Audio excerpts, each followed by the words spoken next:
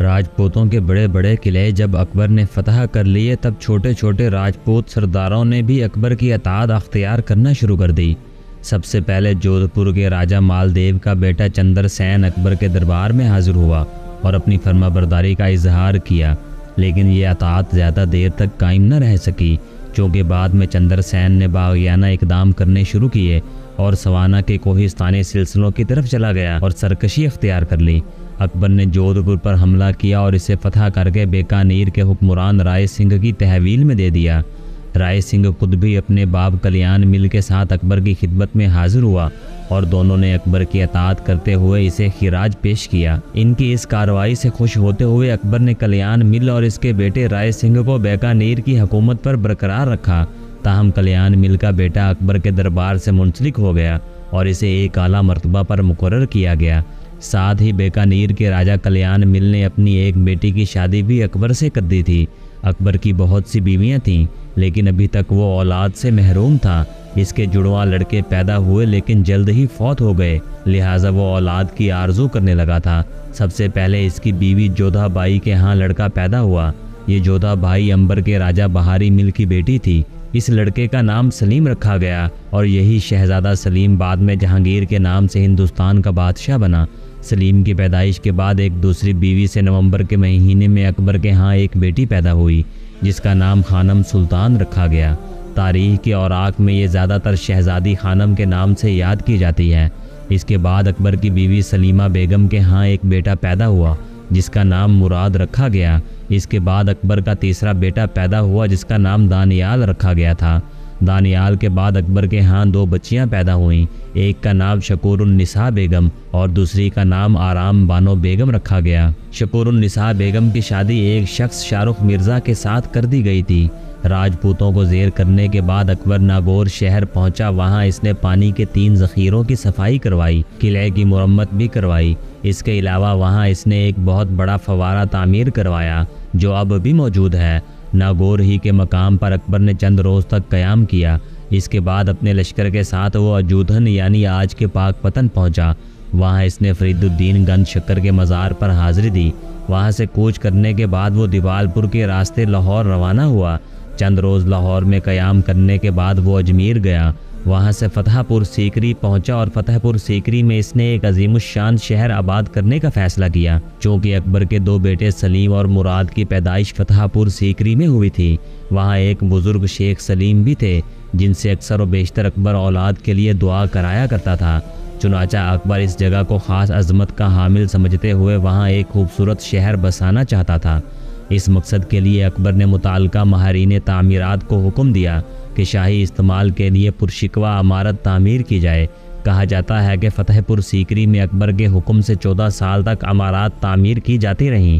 اس تعمیر کے دوران فتح پور سیکری کے ایک بزرگ سلیم شیخ کا انتقال ہو گیا اور اکبر نے شیخ سلیم کا خوبصورت مقبرہ بھی تعمیر کروایا۔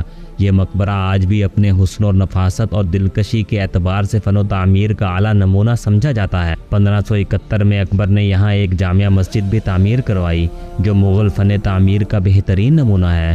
پہلے اس شہر کا نام فتح پور رکھا گیا تھا لیکن بعد میں اکبر نے شہر کو فتح آباد کا نام دیا تھا۔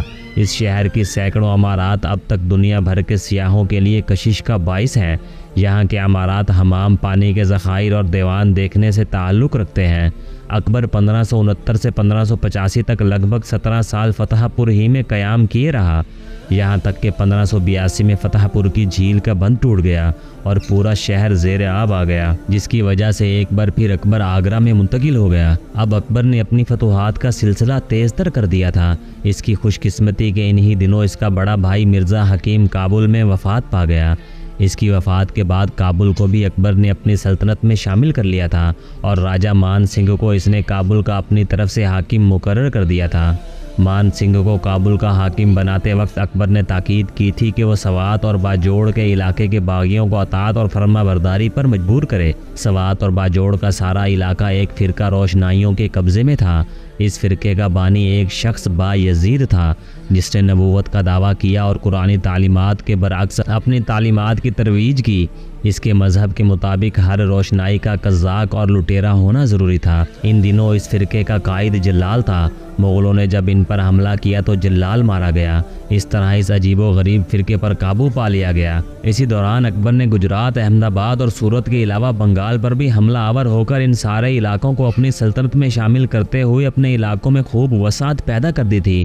گجرات کی فتح میں اس کے وزیر اور سالار مرزا عبد الرحیم خان خانہ نے کافی خدمات انجام دی تھیں، لہٰذا اس کارگزاری سے خوش ہو کر اکبر نے اسے انعام و کرامات سے نوازا۔ پہلے اس نے عبد الرحیم خان خانہ کو گجرات کا حاکم مقرر کیا، لیکن بعد میں اسے واپس آگرہ بلا لیا اور اپنے بیٹے مراد کو اس نے گجرات کا حاکم مقرر کر دیا تھا۔ شمالی مغربی سرحدوں کا مسئلہ ہر حکمران کے لیے خاصا توجہ طلب رہا کرتا تھا۔ 13ویں اور 14ویں صدی میں منگول ہندوستان پر بار بار حملہ آور ہوئے۔ اس وقت بھی دہلی کے حکمرانوں کو ان سرحدوں کی حفاظت کے لیے زبردست اقدامات کرنا پڑے تھے۔ اکبر کے دور میں بھی ان علاقوں سے دو طرح کے خطرات اٹھے۔ ایک خطرہ اسے ازبیگوں کا تھا جن کا ہندوستان میں اکبر نے قتل عام کر کے انہیں دبا دیا تھا۔ اب اندیشہ تھا کہ ازبک اس کا انتقام لیں گے۔ پھر دوسرا خطرہ افغان قبائل سے تھا جو شمالی مغربی سرحدوں کے ساتھ ساتھ موجود تھے۔ ان قبائل میں سب سے پہلے یوسف زئی قبائل نے اکبر کے خلاف کارروائی کرنا چاہی۔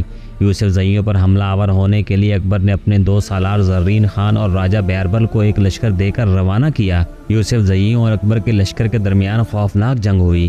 اس جنگ کے دوران راجہ بیربل مارا گیا اور زین خان بڑی مشکل سے اپنی جان بچا کر بھاگنے میں کامیاب ہوا۔ اکبر کو بیربل کے مرنے کا بڑا دکھ ہوا، ساتھ ہی اسے زین خان کے شکست اٹھا کر واپس آنے کا صدمہ بھی ہوا۔ اس نے اب راجہ ٹوڈر مل کو یوسف زئیوں کی بغاوت فروغ کرنے کی غرض سے روانہ کیا۔ اس کے ساتھ ہی اس نے اپنے ایک اور قابل اعتبار سالار بھگوان داس کو کشمیر پر حملہ آور ہونے کے لیے روانہ کیا۔ ٹوڈر مل اس قدر سختی اور اس قدر شدت کے ساتھ یوسف زئیوں پر حملہ آور ہوا کہ اس نے یوسف زئیوں کو ہتھیار ڈالنے اور اکبر کی اطاعت قبول کرنے پر مجبور کر دیا۔ دوسری طرف بھگوان داس شدید سردی اور مشکلات کے باوجود کشمیر کے حکمران یوسف شاہ پر حملہ آور ہوا۔ بارش، برف باری اور رسد کی قلت کے باوجود کشمیر کے حکمران یوسف شاہ نے ڈٹ کر مقابلہ کیا، مگر جب جنگ طول پکڑنے لگی تب رسد کی کمی کے سبب کشمیر کے حکمران یوسف شاہ نے اکبر کی اطاعت قبول کر لی اور اکبر کو خراج دینے پر آمادگی کا اظہار کر دیا۔ اس طرح کشمیر اور شمال مغربی سارے علاقے اکبر کی سلطنت میں شامل ہو گئے۔